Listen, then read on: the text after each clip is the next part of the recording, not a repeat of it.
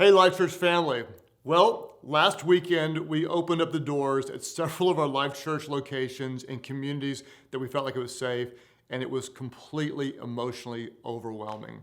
For me personally, the first time back during worship, I had to step out of the auditorium and just go and try to compose myself because I was so overwhelmed to be back with those of you who were there worshiping God together.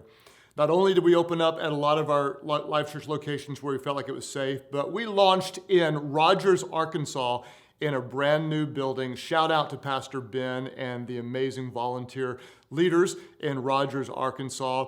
We will be rolling out some new locations in the weeks to come. This week we'll be opening Life.Church Norman, and then in the upcoming weeks there'll be several more Life.Church locations opening. What you'll want to do is you want to make sure to RSVP. Now, we've never done this before, but go to the Life.Church app or go to Life.Church, and there'll be a banner. And that way you can just let us know what service that you'd like to come to, how many people are coming, so that we can limit the sizes to keep this completely safe for you.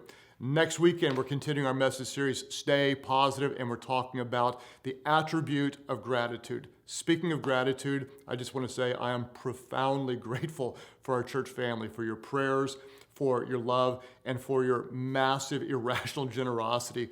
Throughout this, when many nonprofits are struggling, you guys are continuing to tithe so faithfully, and many of you are giving above the tithe to two different offering places, and I just want to say thank you.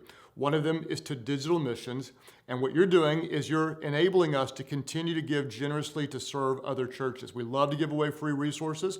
We've been giving away the free Life.Church online platform. There were 3,000 churches using the platform. Now with COVID-19, there's over 25,000 signed up.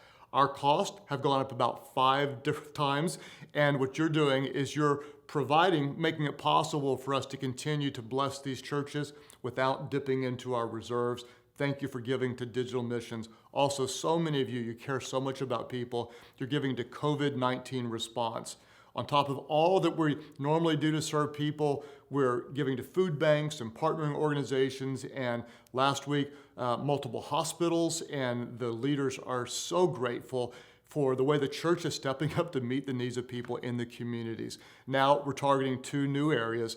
We're looking at churches in our Life.Church communities that are struggling financially, and there are so many of them. So we're kind of doing interviews, and we're finding the 25 churches in our areas that could use help the most to keep the ministries going.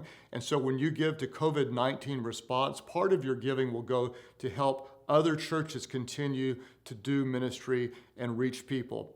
The other area we're focusing on is our Life.Church members. We have a lot of people that are hurting financially or will be hurting financially. We always have a benevolence budget, but we're going to ramp that up. If you give to COVID-19 response, you'll help us meet the needs of people who are hurting significantly in our church community. How can I ever say thank you enough? You're faithful, you're evangelistic, you love people, you pray like crazy. Amy and I love you with all of our hearts. We look forward to seeing you back this weekend at a physical Life.Church location, if there's one open near you and you feel like it's a good time to come, or we'll see you at church online. Hey, no matter what, the church stands strong. We know even when the world grows darker, the light of Jesus shines brighter.